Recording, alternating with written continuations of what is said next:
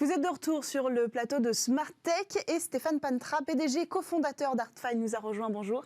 Bonjour. Bienvenue sur le plateau. Alors vous êtes venu aujourd'hui nous parler de la 5G.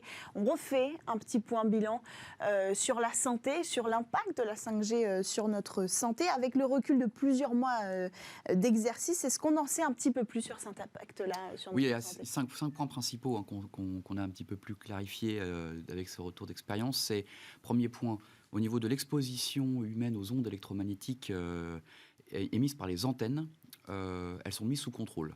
Donc, elles sont mises sous contrôle pour vérifier qu'elles ne dépassent pas les seuils normatifs. Donc, il y a de plus en plus d'instruments de contrôle pour pouvoir s'assurer de ces éléments-là. Premier point.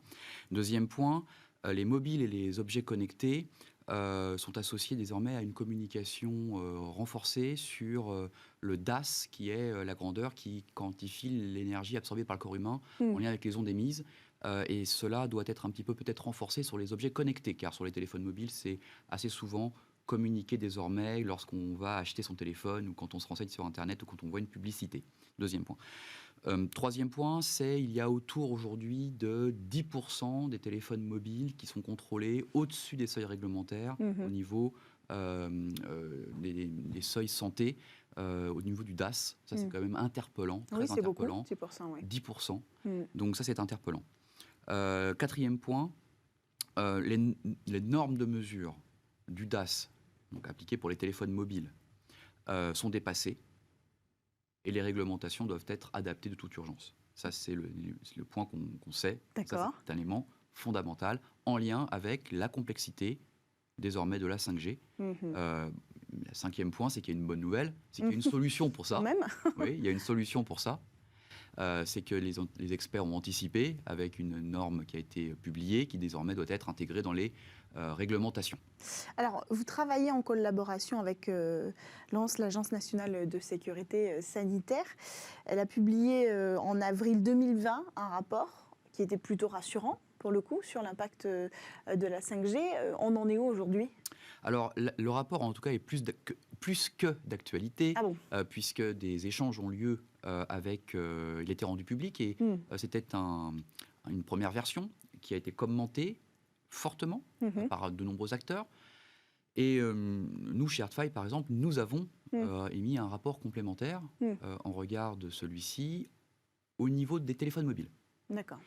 Partie sur laquelle, un peu en regard de ce que j'ai mentionné avant, il y avait des manques ou des renforcements à donner. Donc c'est pas aussi positif que vous voulez bien l'avouer, le rapport de Lens en 2020. Alors les points que j'ai mentionnés juste avant vont être pris en compte pour renforcer ce rapport dans une nouvelle version, probablement d'ici la fin de l'année.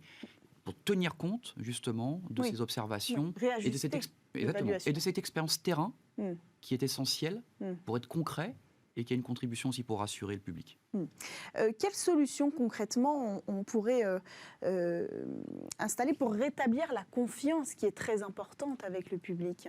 Alors je pense qu'il y a un premier niveau, c'est une communication de plus en plus claire et didactique. C'est un sujet complexe, comme beaucoup de sujets scientifiques. Il faut être en mesure de pouvoir l'expliquer de manière simple, ne pas prendre les gens pour des imbéciles, ne pas éluder la question, donc être en frontal, mais de manière position droite, verticale, comme on dit, et le traiter. Je pense qu'il faut quitter le domaine de la théorie, aller sur quelque chose de très concret, très pratique, sur le terrain industriel. Et donc, les solutions concrètes, c'est faire évoluer la réglementation en appliquant la nouvelle norme qui a été publiée et qui permet finalement de répondre à tous les points qui ont été mentionnés préalablement.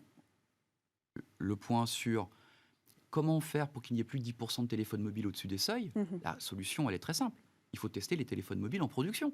Il faut tous les téléphoner, qu'ils soient neufs ou qu'ils soient reconditionnés. Mais ça, c'est réalisable ? Bien sûr, c'est nouveau. Grâce à cette nouvelle norme, de nouvelles technologies ont émergé. D'ailleurs, Artfy est un des acteurs de ça. Et c'est désormais possible. Ça ne l'était pas jusqu'alors, parce que les tests étaient trop longs. Un point de Donc mesure. la réglementation a fait naître de nouveaux acteurs qui vont solidifier ces bilans santé. Je pense que la dimension normative, la normalisation, est une opportunité, à condition qu'elle soit gérée de telle manière que les réglementations adoptent rapidement les nouvelles normes et qu'elle soit dans un esprit d'accompagner l'innovation et pas de la bloquer. C'est ce que nous avons fait chez ArtFi en poussant une nouvelle norme, et les experts désormais travaillent ensemble pour la mettre en œuvre dans la réglementation, je l'espère, française très rapidement, et européenne. Parlons-en justement, est-ce qu'on est bien placé en France par rapport à nos amis européens? Ce sera Alors, la conclusion. franchement, on a toutes les cartes en main pour nous positionner sur ce sujet-là en leader international. On a des opérateurs qui mettent au cœur de leur stratégie, pour un certain nombre d'entre eux, le RSE et la santé de leurs clients, les consommateurs. Oui. On a un régulateur qui est le plus proactif au monde sur le contrôle des ondes et qui développe ses compétences sur celle des téléphones mobiles. On a des laboratoires modernes équipés des nouvelles technologies de mesure et appliquer les nouvelles normes. On a un laboratoire de métrologie internationale qui est expert en la matière, des centres de recherche experts en la matière. On a tout ce qu'il faut. Et on a notre contribution à ArtFi d'avoir la nouvelle technologie sur ce sujet-là. Merci beaucoup Stéphane Pantra d'être venu faire un état des lieux, des conclusions qui continuent d'arriver autour de la 5G, de son impact, de l'impact des ondes sur la population. On poursuit quant à nous avec une innovation pour les voilistes dans votre séquence Et demain.